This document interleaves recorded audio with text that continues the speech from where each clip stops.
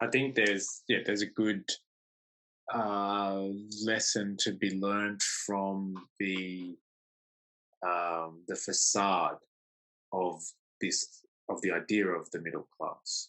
Like as you said, it's built on a very flimsy pretext. The traditional, I guess, or 20th century way of looking at the middle class would have been something like middle class people would be white collar workers, and your working class people would be your blue collar workers. So, like as you said before, that example of you'd have the working class people would be tradies, or people that work in factories, um, kind of jobs that don't require some type of university education, let's say.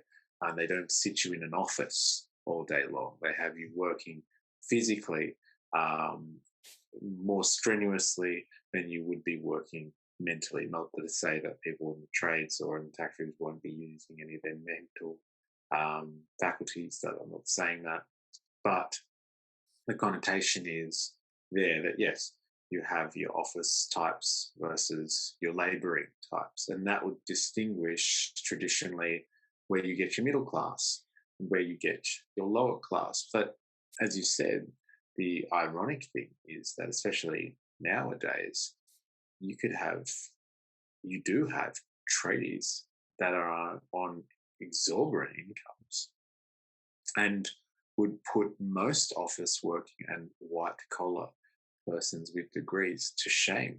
They might triple the average income of an office worker. And so the question then is, okay, if it's not, I guess, defined by your occupation, then if it's defined by your pay packet, then you have to be earning over six figures to be middle class.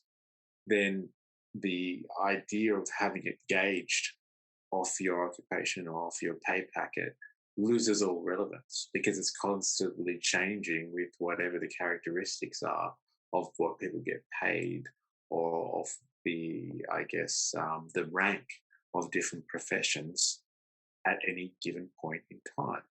And if that is the measure, something that is completely subjective, then it just changes with any variable that's added into the mix, then where does the idea of the working class come from? And what is it grounded in? And it is grounded, I would say, in nothing. The idea of the middle class, for me, is a tool of propaganda. It is to muddy the waters between the only two classes that exist, which is, let's say crudely, the lower class and the upper class, or the working class and the ruling class. And it muddies it quite well in the sense that if you asked anyone, I would not, yeah, a majority of people would tell you that they're middle class.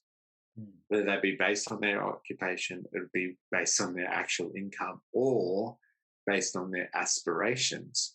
Most people would identify as being middle class.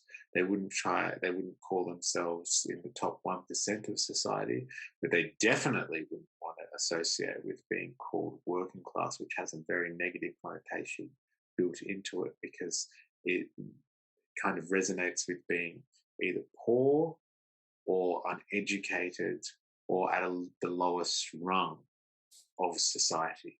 And that is the propaganda of the middle class. It's like that idea in marketing where you have, like when you go to the movies, the reason why you have, a small drink and a large drink and a medium drink is because the medium drink is there to kind of push people to making a decision to upgrade or something like that.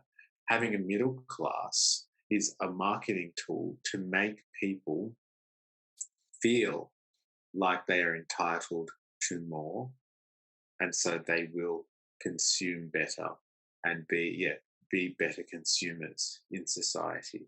Because if you are aspirationally middle class, which I think most people would define themselves as, then you are going to want to keep up with the Joneses a little bit more. You're going to want to consume better. You're going to want to be, which in a capitalist society is everything.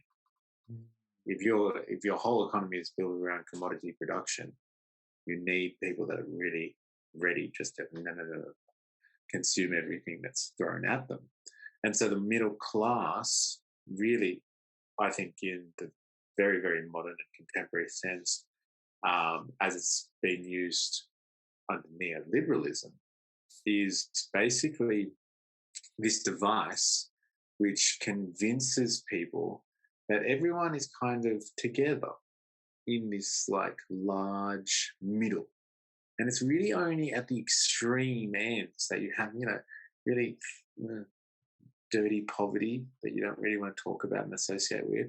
And like, yeah, obscene rich, but like that's just a handful of people. And like, it's negligible. Don't worry about those richies. Most people sit in the healthy and balanced middle. And that's where we all get along and survive.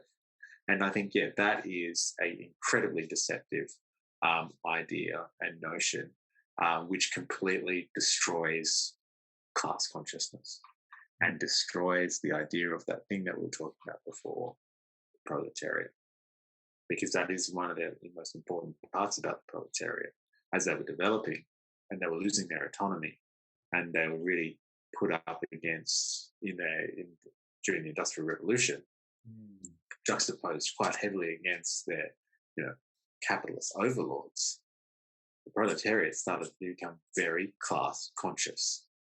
And when you become class conscious and there is struggle and antagonism, you start to organize and you start fighting back. And you don't have people fighting back when they think that they're comfortably middle class.